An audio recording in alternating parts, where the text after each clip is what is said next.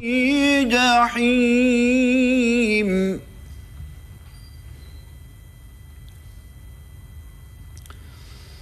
یصلونها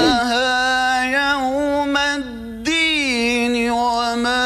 هم سینٹ کا اجلاس شروع ہو گیا ہے۔ پاکستان پیپلز پارٹی کے سینیٹر شہادت ایوان پہنچ گئے ہیں۔ جمعیت علماء اسلام کے سینیٹر احمد خان کی بھی آمد ہوئی ہے۔ مسلم لیگ نون کے سینیٹر سعدیہ عباسی بھی پہنچ چکی ہیں اور یوں سینٹ کا اہم ترین اجلاس شروع ہو گیا ہے۔ ذرائع یہ بتا رہے ہیں 50 ارکان پہنچ گئے ہیں۔ سینٹ اجلاس میں 26ویں آئینی ترمیم پیش کی جائے گی۔ بہت ہی اہم اجلاس سینٹ کا، اور جو آج بڑی ہی زبردست ڈیولپمنٹ اس حوالے سے یہ دیکھنے کو ملی ہے کہ پہلے وفاقی کابینہ کی جانب سے جو 26ویں آئینی ترمیم کا مسودہ ہے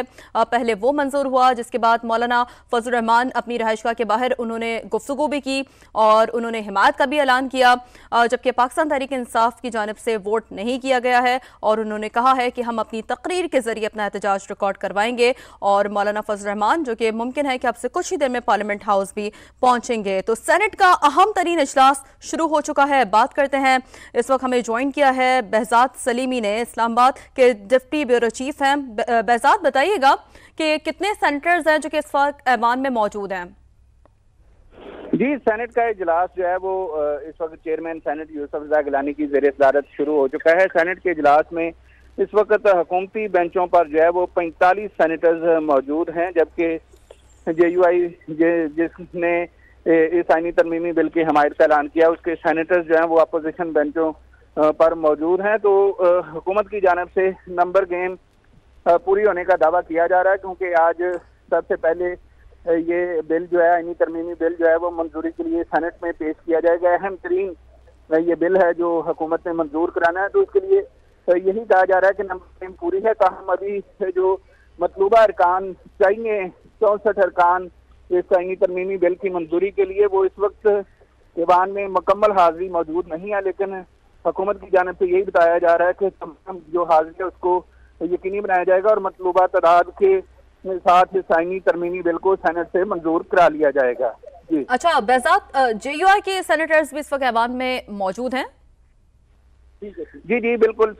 جے یو آئی فے کے سینیٹر جو ہیں وہ اجلاس شروع ہونے سے کافی دیر پہلے ہی یہاں پہنچ گئے تھے۔ اس وقت ابھی مولانا فضل الرحمان کی جانب سے باقاعدہ اس آئینی ترمیمی بل کی حمایت کا اعلان نہیں کیا گیا تھا، جب یہ جے یو آئی فے کے سینیٹر جو ہے وہ پہلے پارلیمنٹ ہاؤس پہنچے تھے اور اس کے بعد وہ ارکان جو ہیں وہ سینٹ کے اجلاس میں بھی شریک ہیں۔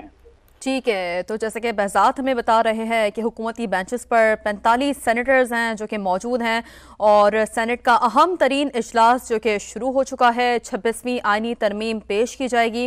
50 سینیٹرز ایوان میں پہنچ گئے ہیں، اور بہزاد جس طریقے سے ہمیں اپڈیٹ کر رہے تھے کہ حکومتی بینچز پر 45 سینیٹرز موجود ہیں۔ جے یو ایف اے کے سینیٹرز جو کہ پہلے ہی یہاں پر موجود تھے، مولانا فضل الرحمان کی جانب سے یہ ہدایات اپنے سینیٹرز کو جاری کی گئی تھیں کہ وہ ایوان میں پہنچیں، اور انتظار کیا جا رہا تھا کہ مولانا فضل الرحمان کیا حتمی فیصلہ کرتے ہیں، جس کے بعد مولانا فضل الرحمان کی جانب سے حمایت کی گئی 26ویں آئینی ترمیم کی۔ اب سے کچھ ہی دیر پہلے جیسے کہ ہم نے آپ کو دکھایا سمانے کہ مولانا فضل الرحمان نے اپنی رہائش گاہ کے باہر میڈیا سے گفتگو کی، اور انہوں نے کہا ہے کہ ہم 26ویں آئینی ترمیم کی حمایت کرتے ہیں، اور بیرسٹر گوہر نے بھی جب میڈیا سے گفتگو کی مولانا فضل الرحمان کے ساتھ تو انہوں نے کہا ہے کہ ہم البتہ ووٹ نہیں کریں گے۔ اس وقت سینٹ کا اجلاس جاری ہے۔ I think the ayes have it, the motion is carried, not unanimously because of Bappi Saab.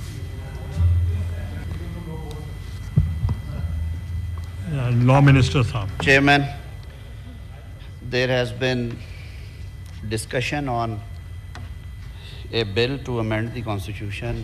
and a committee was also constituted by Speaker National Assembly in consultation with your good self. اور اس میں جتنی سیاسی جماعتیں ہیں پارلیمان میں موجود ان کو انوائٹ کیا گیا، ان کے جو اکابرین ہیں پارلیمنٹری لیڈرز اور سینئر رہنما وہ اس میں تھے۔ اس میں کافی زیادہ ڈسکشنز ہوئیں، اس کے بعد اس میں پولیٹیکل انگیجمنٹ بھی ہوئی۔ جو اتحادی جماعتیں ہیں ہماری ان کے ساتھ مل کے ہم نے اپوزیشن سے بھی انگیج کیا، اور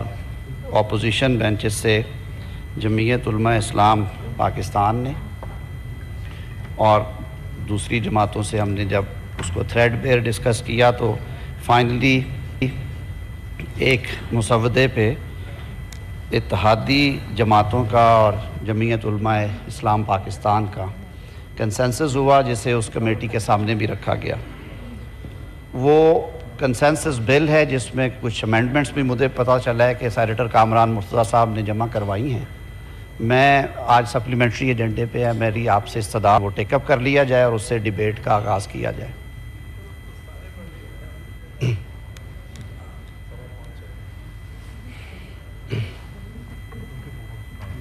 اس پہ اپنے سپلیمنٹری آرڈرز میں کوئی وہ موو کروا لیں۔ جی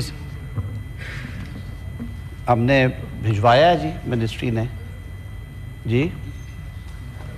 It's I think the order number 3B.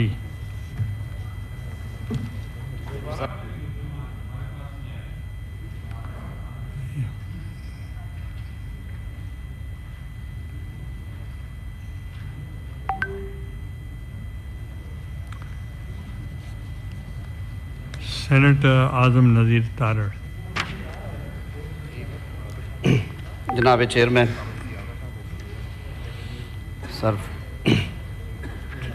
Sir, I, Minister for Law and Justice, wish to introduce a bill further to amend the Constitution of Islamic Republic of Pakistan, the Constitution 26th Amendment Bill 2024. Is it opposed? آپ کچھ بات کرنا چاہیں گے؟ جی میں ذرا تھوڑا آگاہ کر دوں جی، تو اس کے بعد جیسے سر میں گزارش کر رہا تھا کہ اوور دا ایئر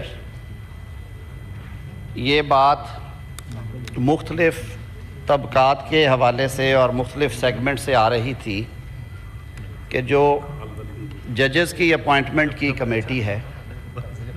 اس کا قادر پہ ذرا دو آرڈر ان دا ہاؤس کہ اعلیٰ عدلیہ میں ججز کے تقرری کے طریقہ کار کو 18ویں آئینی ترمیم کے ذریعے تبدیل کیا گیا، اور اس میں پارلیمان نے بڑی محنت کے بعد اور بہت زیادہ غور و خوض کے بعد ایک ایسا طریقہ کار انٹروڈیوس کروایا جس میں اعلیٰ عدالتوں یعنی کہ ہائی کورٹس اور سپریم کورٹ اور فیڈرل شریعت کورٹ میں ججز کی تقرری کو شفاف بنایا جائے اور میرٹ بیسڈ ہو۔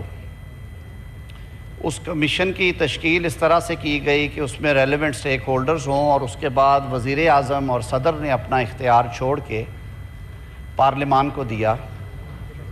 کہ جوڈیشل کمیشن آف پاکستان، جس میں اوریجنلی سپریم کورٹ کے چیف جسٹس اور 2 جج صاحبان تھے، اور جس میں پاکستان بار کونسل کا نمائندہ تھا، جس میں وزیر قانون اور اٹارنی جنرل تھے، وہ ٹیکنیکل سائیڈ کے لوگ وہاں پہ کمیشن میں بیٹھ کے کینڈیڈیٹس کے کریڈینشلز کو سامنے رکھ کے بحث مباحثے کے بعد ان کی نامینیشنز کو فائنل کریں، اور پھر وہ ریکمینڈ کریں ٹو دی پارلیمنٹری کمیٹی،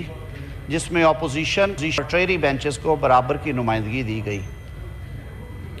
جناب چیئرمین، اس پارلیمانی کمیٹی کو یہ اختیار دیا گیا تھا کہ وہ کسی نامینیشن کو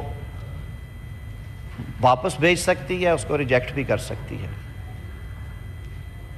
لیکن اسی دوران ایک درخواست دائر کروائی جاتی ہے سپریم کورٹ آف پاکستان میں، اور وہ کیس ٹیک اپ کر لیا جاتا ہے۔ اس کنسنسس ڈاکومنٹ کو 18ویں ترمیم کو چیلنج کر دیا جاتا ہے، اور ان پروسیڈنگز کے دوران یہ پیغام دیا جاتا ہے کہ آپ اگر اس نظام میں بیلنس جو ہے وہ اس ساتھ والی عمارت کو نہیں دیں گے تو یہ ترامیم سٹرائک ڈاؤن ہو جائیں گی۔ میں سمجھتا ہوں کہ پارلیمان کی بالادستی اور پارلیمان کی آزادی پہ یہ ایک طرح سے یہ کھلی عدم اعتماد بھی تھا، کھلا عدم اعتماد بھی تھا، اور یہ کسی حملے سے کم نہیں تھا۔ ان موروثی حالات کو سامنے رکھتے ہوئے عجلت میں 19ویں ترمیم کی گئی اور اس 19ویں ترمیم میں اس کمپوزیشن کو چینج کر دیا گیا، اور اس چینج کمپوزیشن میں جو کمیشن کا حجم تھا اس کا جھکاؤ ایک ادارے کی طرف یعنی کہ اعلیٰ عدالت کی طرف کر دیا گیا، اور جو پارلیمانی کمیٹی ہے بیلنس جو ہے وہ اس ساتھ والی عمارت کو نہیں دیں گے تو یہ ترامیم سٹرائک ڈاؤن ہو جائیں گی۔ میں سمجھتا ہوں کہ پارلیمان کی بالادستی اور پارلیمان کی آزادی پہ یہ ایک طرح سے یہ کھلی عدم اعتماد بھی تھا، کھلا عدم اعتماد بھی تھا، اور یہ کسی حملے سے کم نہیں تھا۔ ان موروثی حالات کو سامنے رکھتے ہوئے عجلت میں 19ویں ترمیم کی گئی، اور اس 19ویں ترمیم میں اس کمپوزیشن کو چینج کر دیا گیا، اور اس چینج کمپوزیشن میں جو کمیشن کا حجم تھا اس کا جھکاؤ ایک ادارے کی طرف یعنی کہ اعلیٰ عدالت کی طرف کر دیا گیا، اور جو پارلیمانی کمیٹی ہے اس کے اختیارات میں بھی تبدیلی کر دی گئی۔ ہم نے 2010 سے آنورڈ